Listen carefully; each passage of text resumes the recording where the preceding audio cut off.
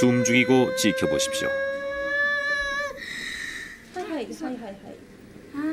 우리 모두가 경험한 탄생의 순간입니다.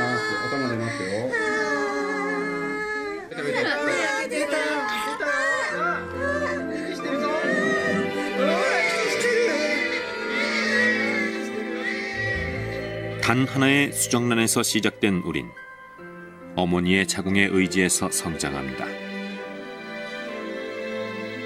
그리고 모유를 제공받는 등 지극한 보살핌 속에 자라납니다. 이런 출산과 육아법은 4억 년에 걸친 진화 끝에 인간을 비롯한 포유류만이 획득한 생명을 확실히 이어가는 행위입니다. 이 행위가 과거의 지구를 엄습한 대변동을 계기로 생겨났다는 사실에 놀랄 사람이 많을지도 모릅니다.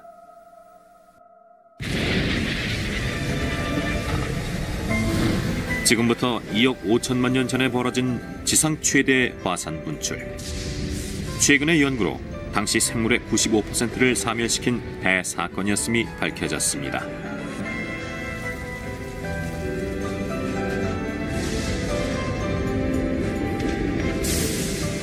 거대한 분출은 지구 환경을 크게 바꾸는 원인이 됐습니다.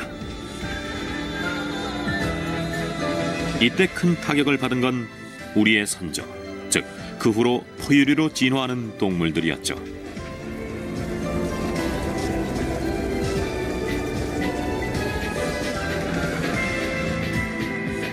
이 대변동을 극복했을 때 우리의 선조는 포유류의 특징을 단숨에 진화시켜서 우리에게로 이어지는 큰 도약을 이뤘습니다. 경이로운 지구. 이 시간은 지구 최대의 대량 사멸과 그 후 공룡 지배하에서 생긴 극적인 포유류의 탄생을 살펴봅니다.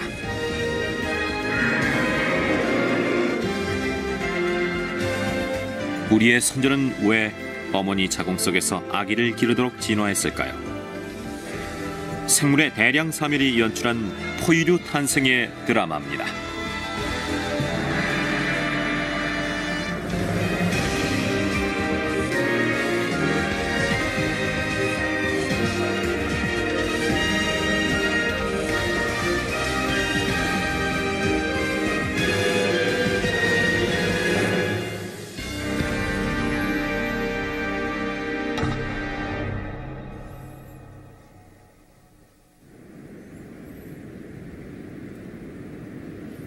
(2억 9천만 년) 전에 벌어진 지상 최대 생물 대량 사멸 사건은 공룡 출현보다 훨씬 오래전의 일입니다.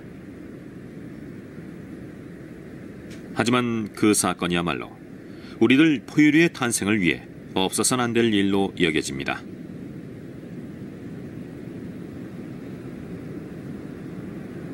우선 대량 사멸의 실태를 알아보는 여행부터 시작해보죠.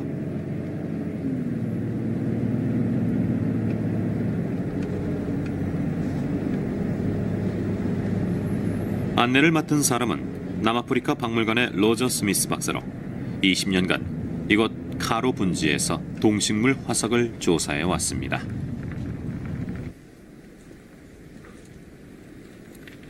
건조한 대지에 대량 사멸 직전의 지층이 드러나 있습니다. 여기에 당시 육상을 활보하던 동물의 발자국이 남아있다는군요. 여기에는 디노세팔리아의 발자국이 있는데 이 동물이 어떻게 걸었는지에 대해 많은 걸 알려줍니다. 발자국을 따라 걸으면서 디노세팔리아의 움직임을 살펴보죠. 이 동물의 몸 길이는 3m. 하지만 공룡은 아닙니다. 지상에 최초의 공룡이 나타난 건 이 발자국보다 수천만 년 후의 일이죠. 발자국을 남긴 건 어떤 동물이었을까요? 대량 사멸 직전에 번성한 건 현재의 포유류와 매우 유사한 동물이라고 합니다.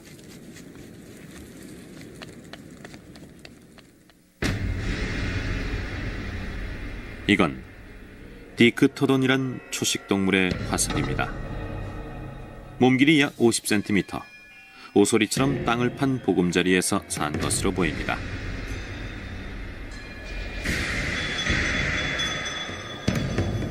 이건 고르곤옵스란 육식동물로 몸 길이는 3m, 날카로운 어금니가 특징입니다. 이 시기 백수의 왕, 즉 사자와 같은 존재로 여겨집니다. 이들은 모두 파충류처럼 알을 낳아 번식한 것으로 보입니다. 하지만 골격과 이에 우리 포유류와 공통적인 특징이 많기 때문에 포유류형 파충류로 불립니다. 이들 중에서 마침내 포유류로 진화하는 동물이 나타나게 됩니다.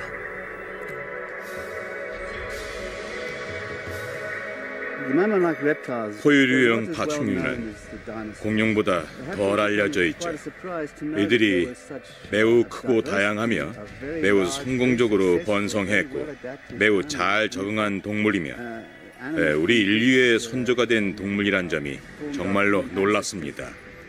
이들은 공룡보다 적어도 약 5천만 년 전에 출현했기 때문에 지구를 최초로 지배한 건 공룡이 아닙니다.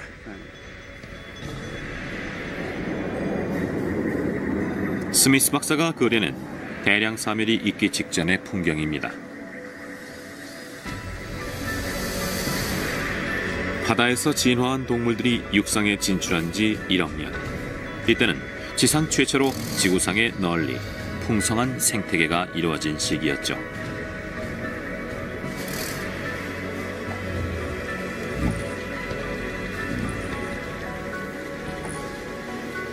거대한 삼림에선 광합성이 활발하게 이루어져서 산소 농도도 매우 높았을 것으로 보입니다. 그걸 바탕으로 육상을 지배한 것이 포유류형 파충류였습니다.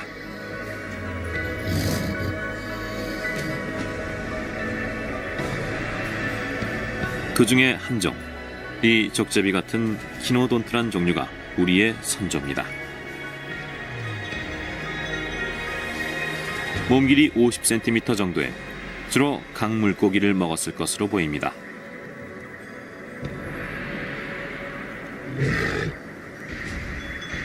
포유류형 파충류의 곁에는 공룡의 선조에 해당하는 쌍국류로 불리는 파충류도 살았습니다. 이 즈음엔 아직 그 후에 지구를 지배하리란 상상은 할 수 없을 정도로 보잘것없는 존재였죠.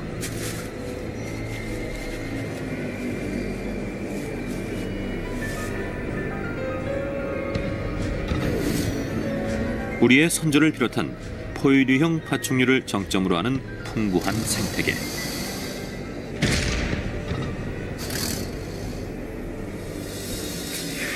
그걸 단숨에 무너뜨린 게 2억 5천만 년 전의 대량 사멸 사건입니다.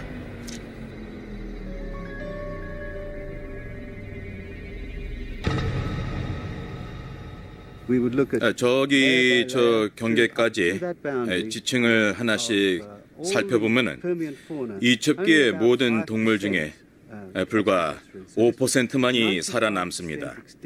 그래서 그 당시에 있었던 95%의 동식물은 사멸됐습니다. 바다에서 행한 연구를 통해서도 입증된 매우 끔찍한 재앙이었죠. 실제로 이건 우리가 밝혀낸 가장 끔찍한 대량 사멸 사건입니다. 왜 95%의 동식물이 한꺼번에 사멸했을까요? 그리고 그 후의 진화에 어떤 영향을 미쳤을까요? 카로 분지엔 사멸이 발생한 전후를 기록한 지층이 남아 있습니다. 스미스 박사가 주목한 건 지층의 색 변화였습니다. 사멸이 발생하기 전에 잿빛을 띠었던 푸른 지층이 사멸 후엔 붉은색으로 변해 있습니다. 분석 결과 색의 변화는 당시의 기온이 특이하게 상승한 증거로 여겨졌습니다.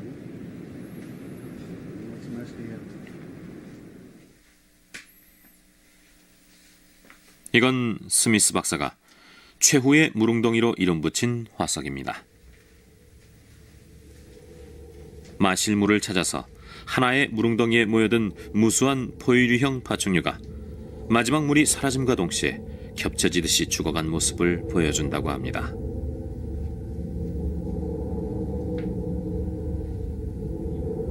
(2억 5천만 년) 전 생명을 덮친 수수께끼의 초온난화 현상은 왜 생겨났을까요?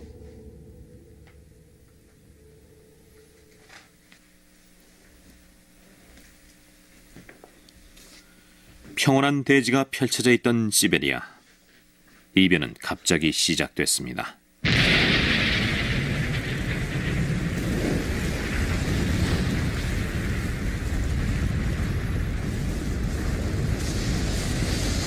분출한 용암의 높이는 2,000m에서 3,000m. 현재 관측되는 최대의 분출과 비교해도 10배나 높습니다. 50km 이상 이어진 균열로부터 용암이 커튼처럼 뿜어나왔습니다. 이런 분출이 시베리아 곳곳에서 일제히 발생했죠. 갈피를 못 잡는 포유류형 파충류들. 흘러나온 용암은 시베리아 삼림을 차례대로 휩쓸며 마치 홍수처럼 흘러내렸습니다.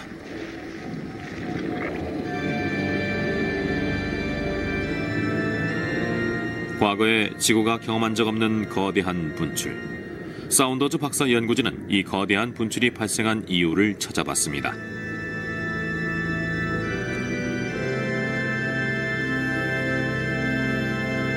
박사가 주목한 건 서시베리아의 지하에서 발견된 대지의 거대한 균열이었습니다. 그 폭은 100km, 길이는 무려 1,500km에 이릅니다. 이것이야말로 시베리아의 거대한 분출의 배후에 숨은 지구 규모의 대변동의 확실한 증거라고 합니다.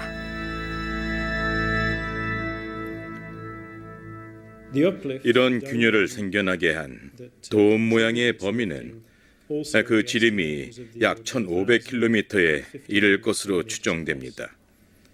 다시 말해서 서부 유럽에 맞먹는 면적이라고 할 수 있죠.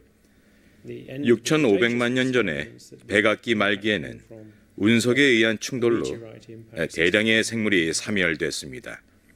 하지만 이첩기 말기에 대량 사멸의 원인은 지구 내부 깊숙한 곳으로부터 발생한 충격입니다. 당시엔 그 충격이 대량 사멸을 일으킨 것으로 보입니다. 지구 내부에서 지층으로 밀어올려진 거대한 돔 모양의 지형은 과연 무엇이었을까요?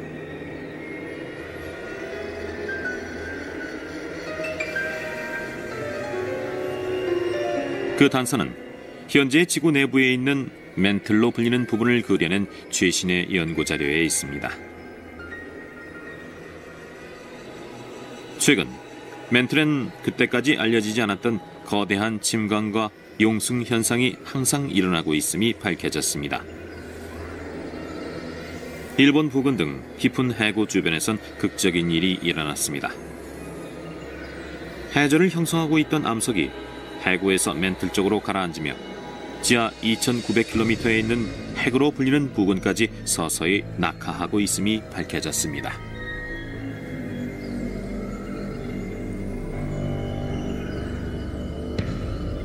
한편 그 반대로 열을 띤 덩어리가 상승하는 것도 발견됐습니다. 고온의 핵에 의해 가열된 멘틀이 지피로 밀어 올려지듯 움직입니다. 2억 5천만 년 전엔 이런 멘틀의 용승류 중에서도 특히 거대한 용승류가 지표를 향해 격돌했다고 합니다.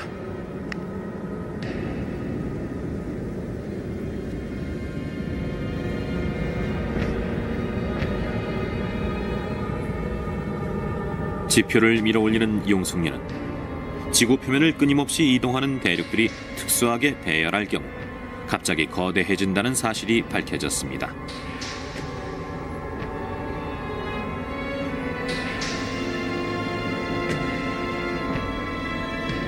지금부터 약 3억 년 전, 그때까지 흩어져 있던 대륙들이 한 곳으로 모였습니다. 판기아로 불리는 초대륙의 형성입니다.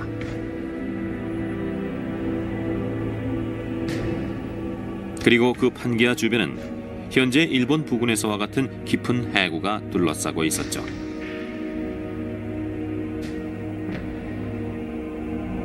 그 해구에서 해저를 형성하고 있던 암석이 지구 내부의 멘트를 향해 서서히 가라앉았습니다. 그것이 어느 시기엔 일제히 지하 2,900km의 핵을 향해 가라앉기 시작했죠. 그 반동으로 핵에서 지표로 향하는 거대한 용승류가 생겨났습니다. 초대형 용승류란 현상입니다. 이 초대형 용승류의 지름은 약 1,000km. 사운더즈 박사가 말하는 지구 내부로부터 밀어올려진 거대한 돔 모양은 이 초대형 용승류였습니다.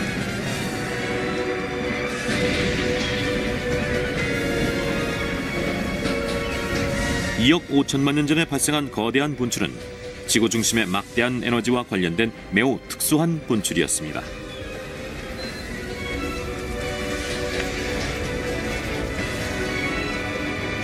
하지만 이 분출이 95%의 동식물을 단숨에 사멸시키는 원인이 됨을 알 수 있었죠.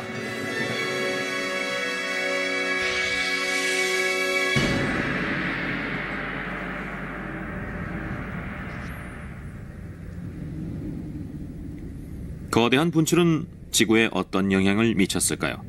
그 단서를 찾기 위해 일본의 도카이 지역으로 가봅니다. 2004년 1월 이곳 앞바다인 100km의 태평양에서 일본 정부 주도의 국가적인 계획이 시작됐습니다.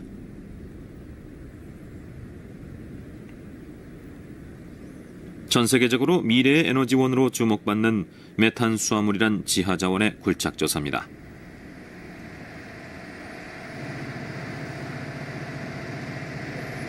메탄 수화물은 대륙봉 주변부에 깊이 1000m에서 2000m의 해저 지하에 묻혀 있습니다.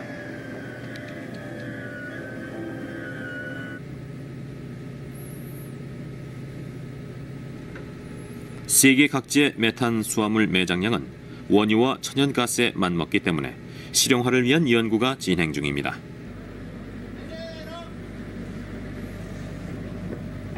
메탄 수화물이 들어있는 해저의 견본을 채취했습니다. 왕성하게 기체가 뿜어나옵니다. 메탄가스입니다.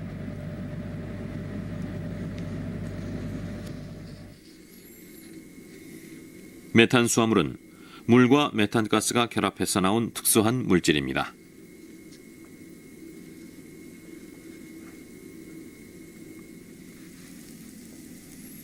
심해 해저의 지하에선 매우 안정돼 있지만 온도가 오르면 급격하게 녹아서 원래 부피의 160배의 메탄가스를 발생시킵니다.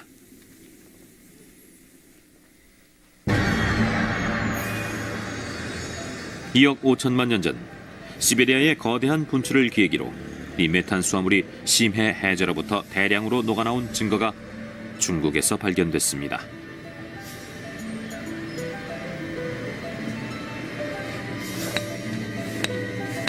활발한 조사가 진행되고 있는 대량 사멸 당시의 지층입니다.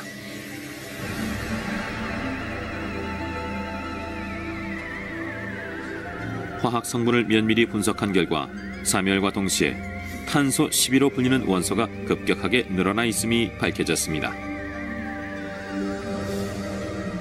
탄소 12의 구조는 막대한 양의 메탄 수화물이 녹아나온 증거로 여겨졌습니다.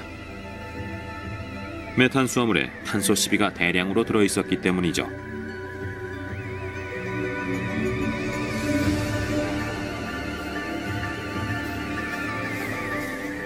영국 리즈 대학교의 폴 위그널 박사. 위그널 박사는 이 메탄 수화물이야말로 2억 5천만 년 전에 지구를 극심하게 변동시킨 주범으로 여깁니다.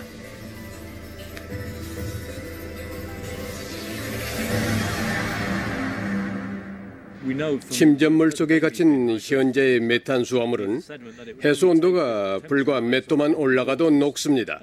그 다음엔 얼음이 녹을 것이고 얼음이 녹으면서 메탄을 방출시켜서 그 메탄가스 방울이 해수면 밖으로 날아간 후 지구 온실가스가 될 겁니다. 초대형 용숙류에 의해 발생한 시베리아의 거대한 분출. 이는 40조 톤이란 막대한 양의 이산화탄소를 대기 속으로 방출했습니다.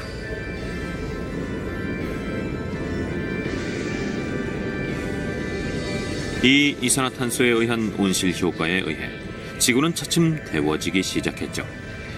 이것이 이변의 주역을 불러들입니다. 심해 해저에서 메탄 수화물이 녹기 시작했으니까요. 공기방울이 된 대량의 메탄가스가 대기 속으로 일제히 뿜어져 나왔습니다.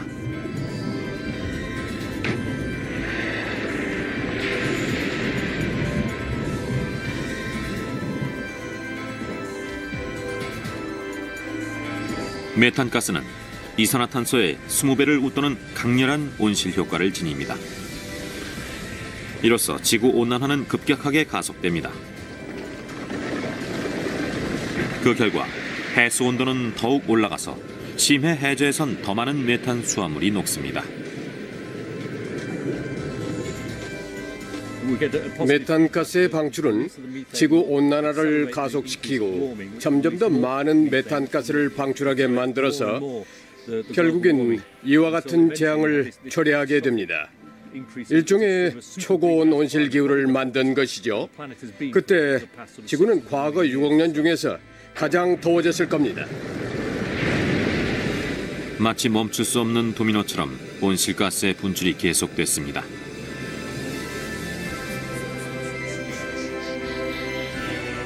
지구는 적도 부근에서 7, 8도, 양극 부근에선 25도나 기온이 상승해서 초고온에 놓이게 됩니다.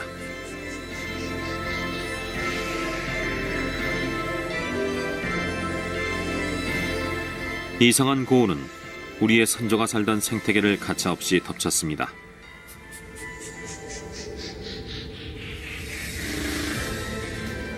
살아남은 건 불과 5%의 동식물뿐. 이렇게 해서 지구사상 최초로 이룩된 생태계는 완전히 파괴되고 맙니다.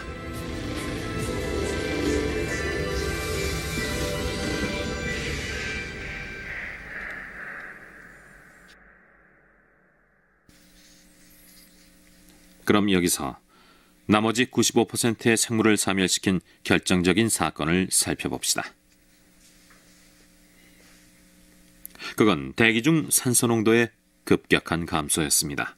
그 확실한 증거가 얼음의 대지 남극 대륙에서 발견됐습니다.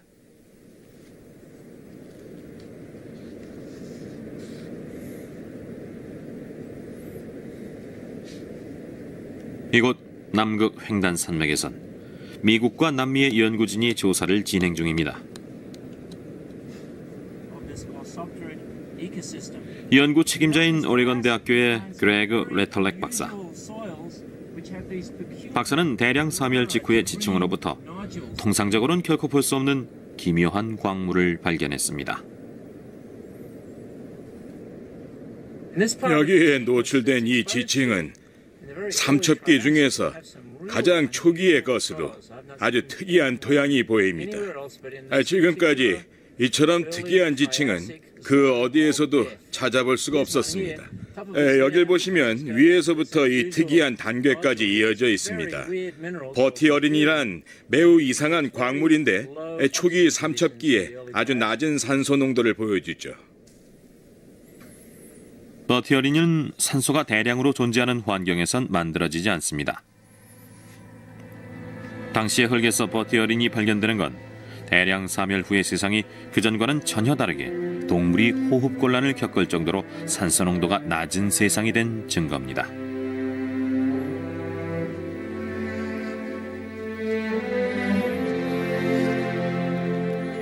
이것은 미국 예일대학교의 밥 버너 박사가 다양한 사실 자료를 근거로 슈퍼컴퓨터로 모의 실험을 해서 얻어낸 대기 중 산소 농도의 변화입니다. 대량 사멸이 발생하기 직전 크게 번식한 식물 덕분에 30%까지 상승했던 산소 농도는 돌연 10%까지 급격히 감소합니다.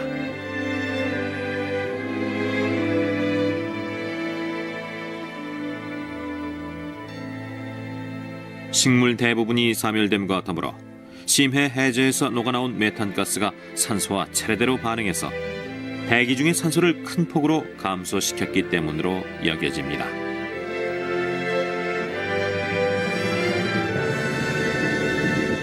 우리의 선조 키노돈트는 초고온과 저산소 속에서 간신히 살아남았습니다. 그야말로 기적적인 우연으로 보입니다.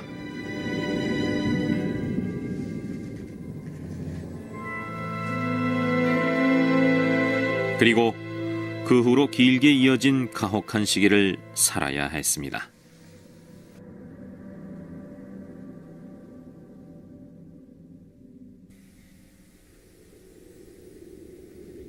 대량 사멸 후 생물의 화석조차 거의 발견되지 않는 공백의 시기가 길게 이어졌습니다. 하지만 이 변동은 그 후의 생물 진화의 극적인 변화를 촉진시킵니다. 대량 사멸로부터 1억 년 후의 세상, 즉 지금부터 1억 5천만 년 전으로 가봅시다.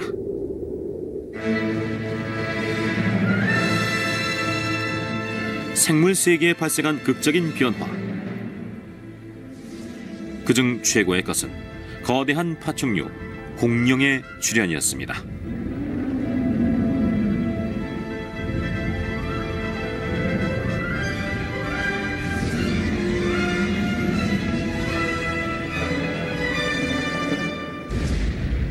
이것은 30m의 몸 길이를 자랑하는 초식 공룡 아파토사우루스.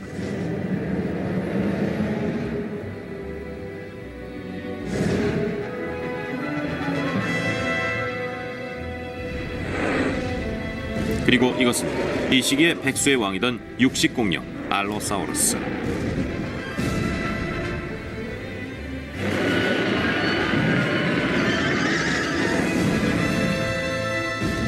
이런 공룡들은 다른 생물을 훨씬 웃도는 활동 능력을 지닌 것으로 보입니다.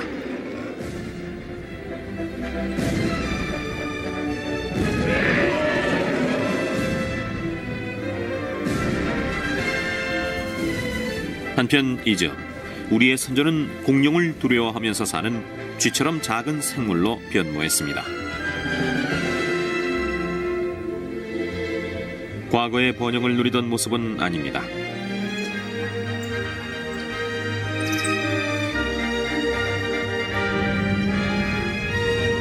왜 파충류가 우리의 선조 대신 거대해져서 지구를 지배하게 됐을까요? 그건 대량 사멸 후의 생물 진화를 둘러싼 커다란 수수께끼입니다.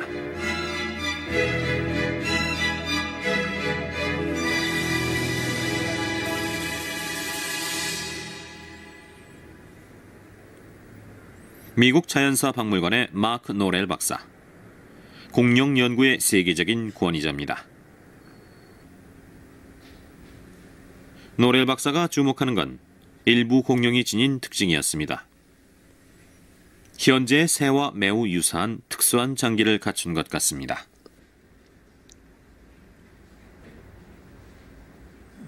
이건 안데스 콘도레의 목뼈인데 매우 복잡한 구조를 하고 있습니다. 이쪽은 목뼈의 앞부분으로 신경극이라고 불립니다. 이쪽으로 관통해 있는 이 구멍으로는 척수가 지나갑니다. 그런데 자세히 보면 거의 스펀지 같은 작은 함몰부와 목뼈 전체를 관통하는 구멍이 있습니다. 여긴 기낭이 뼈를 관통하는 곳입니다. 이건 바로 여기에 있는 알로사우루스의 것과 비교하면 거의 일치합니다. 좀 더 큰 신경극이 있고 척수가 지나갔지만 지금은 돌로 채워져 있는 공동이 있습니다. 여긴 기낭이 들어있던 구멍이 있는데 안데스 콘돌과 똑같은 위치임을 알 수가 있습니다.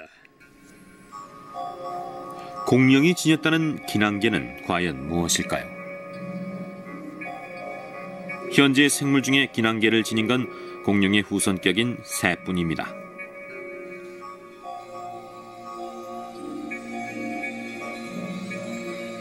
기낭 구조는 매우 특수한 모양으로 진화한 호흡기관입니다. 보통의 폐에 의한 호흡기에선 폐 안에 산소가 채워질 때와 이산화탄소가 채워질 때가 있습니다. 공기를 폐로 보내는 경로와 내보내는 경로가 같아서죠.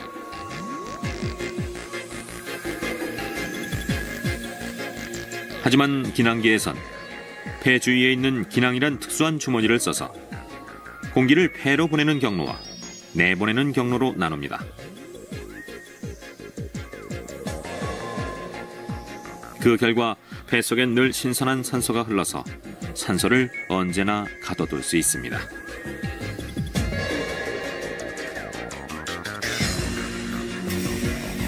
기낭기는 포유류의 호흡기관에 비해 에너지 효율이 3배나 높다고 합니다.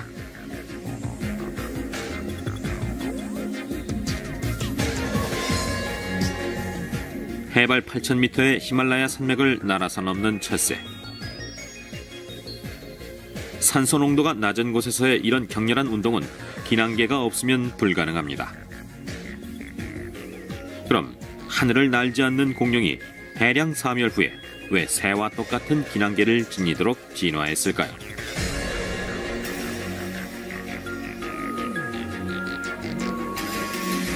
미국 서해안 시애틀. 2003년 가을, 여기서 열린 미국 지질학회의 연례 총회에서 기낭계와 공룡의 번영이 관련된 획기적인 새 학설이 발표됐습니다.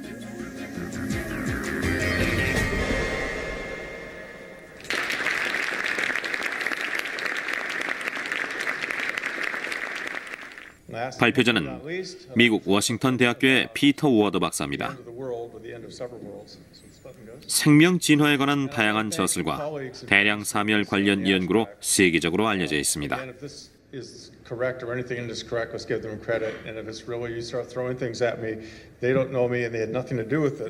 워드 박사는 대량 사멸 직후에 시작된 저산소 환경이 그 후에도 1억 년에 걸쳐 장기간 계속됐다는 최신의 연구 자료를 내놓았습니다.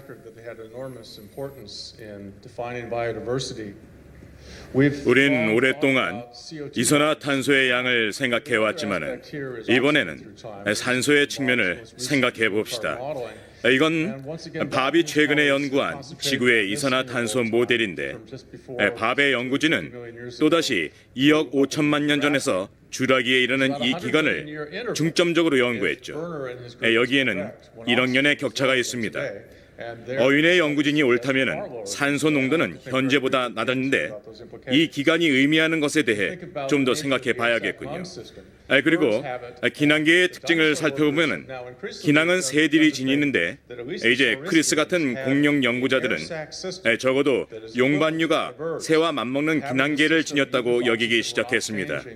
기낭계를 지니면 산소가 변하지 않더라도 매우 효율적입니다. 이것으로 생존 능력이 높아지기 때문에 뼛속에 기낭을 갖춘 이 생물군은 강해졌다고 봅니다.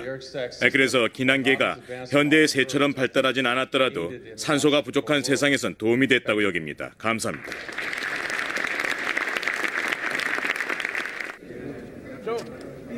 워드 박사의 발표는 공룡이 다른 생물을 억누르고 지구에 군림할 수 있었던 이유를 밝히는 생물 역사상 수수께끼를 푸는 첫 학설로 주목받았습니다.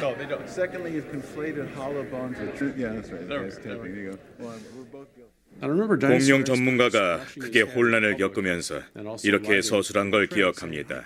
이 포유류형 파충류는 훨씬 더 나은 일을 지녔는데 정말 원시적인 일을 지닌 공룡이 살아남아 번성했다는 게 이해가 되지 않는다.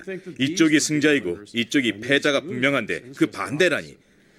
그런데 그 승패는 먹는 것이 아니라 호흡하는 것에 달려 있었을 겁니다. 그렇다면 2억 5천만 년 전에 대량 사멸을 극복한 우리의 선조는 길게 이어진 저산소 시기를 어떻게 견뎌냈을까요?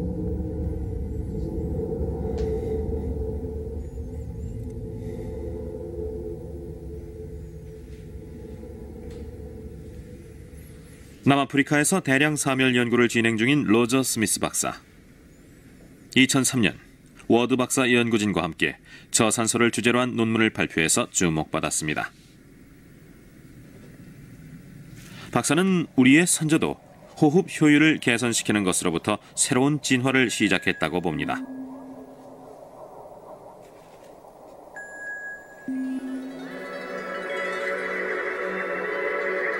스미스 박사가 주목한 건 대량 사멸을 극복한 키노돈트류의 일종인 트리낙소돈이란 동물입니다.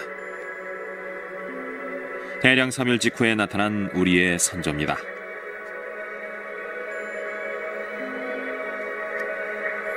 트리낙소돈에겐 저산소 환경에 적응하려고 한 진화의 흔적이 보인다고 합니다.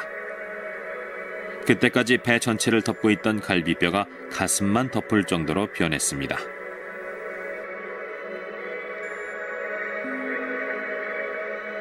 늑골 형태학적으로 매우 특이한 변화가 있었는데 몸통 중간에 바로 이 부분에 생긴 변화입니다. 사실은 인간이 지닌 늑골 형태와 매우 유사합니다. 이것이 횡격막의 원인이 됐거나 횡격막을 지탱한 것으로 보여집니다. 횡격막은 배로 통하는 공기의 흡입과 배출의 효율을 높입니다.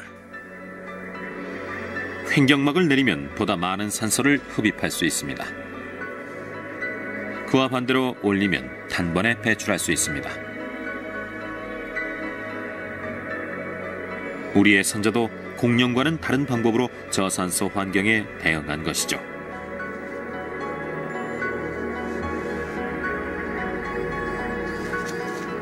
하지만 우리의 선조가 공룡을 뛰어넘어 번영할 수는 없었습니다. 기난계 쪽이 좀 더 우월했기 때문인지도 모릅니다.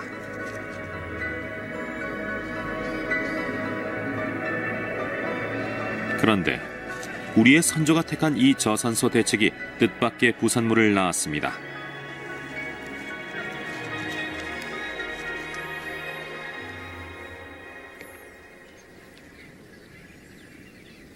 그 부산물은 무엇일까요? 그건 현재의 포유류의 행동을 보면 압니다. 현재의 포유류 대다수는 젖을 먹일 때 몸통을 비튼 후 배를 옆으로 해서 젖먹이가 모유를 먹기 쉬운 자세를 취합니다.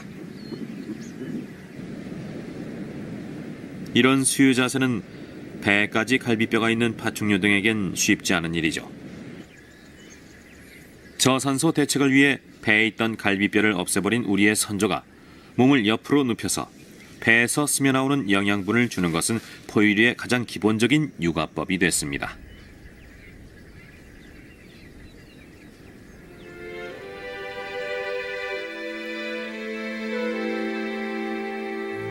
이것은 남아프리카에서 발견된 우리의 선조인 얼굴을 맞대고 있는 부모와 자식의 화석입니다.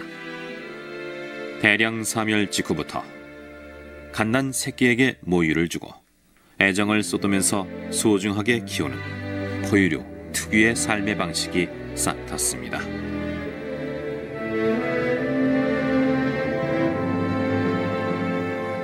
그 후에 맞이한 공룡 전성시대.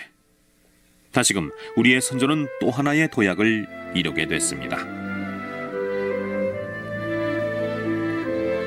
1억 년에 걸쳐 계속된 저산소 환경이 우리의 선조에게 진정한 포유류로 진화시키는 결정적인 역할을 했습니다.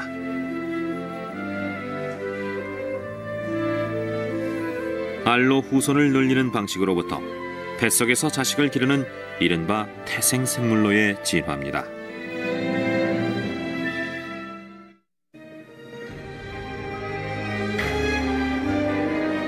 태생을 행하게 된 포유류에게선 어미와 자식이 태반이란 새로운 장기로 연결됩니다. 태반 속에선 어미의 적혈구가 탯줄로 연결된 태아의 모세혈관 속으로 힘차게 흘러들어갑니다.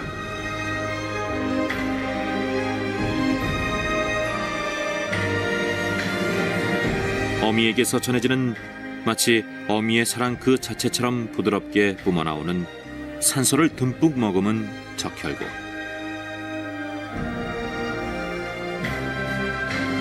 어미로부터 늘 신선한 산소가 제공돼서 자식의 성장이 유지됩니다.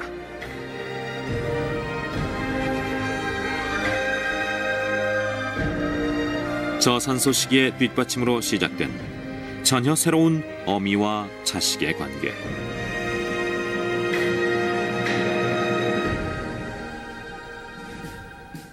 이로써 자식을 소중히 여기며 확실하게 키우는 포유류의 삶의 방식이 완성됐습니다.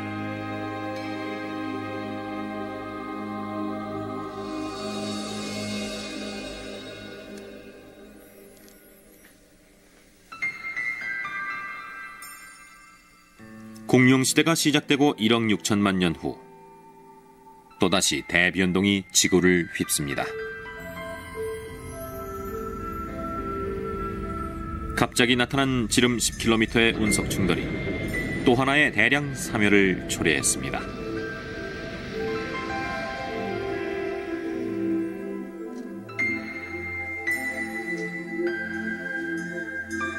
이렇게 해서 공룡의 지배는 막을 내렸습니다. 산소 농도도 회복돼서 지구는 다시금 전혀 새로운 시기를 맞게 됐습니다.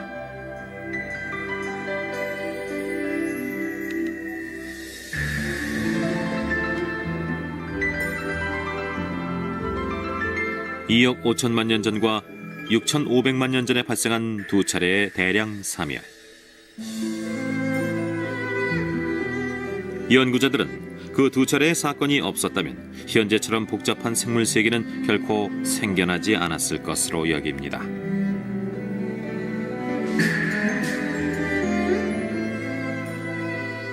암흑시대를 강인하게 살아남은 포유류는 또다시 지구의 지배자로 등장했습니다.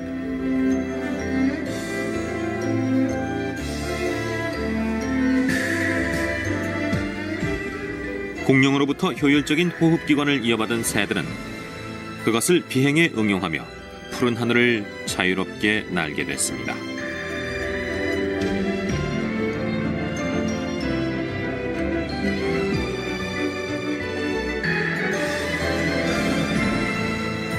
그리고 우리 인류도 선조로부터 이어받은 효율적인 산소 이용으로 뜻밖의 도약을 이루고 있습니다.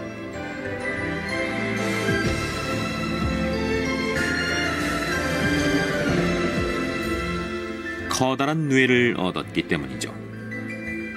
무게로 치면 겨우 2%에 불과한 인간의 뇌는 폐가 흡입한 산소의 무려 20%를 소비합니다. 선조가 획득한 효율적인 산소 이용이 없다면 인류의 고도의 지능은 결코 생겨나지 않았습니다. 커다란 뇌를 지닌 인류는 과학기술을 단숨에 발전시켰습니다. 지금은 그 힘이 지구의 미래를 크게 좌우할 정도로까지 커졌습니다.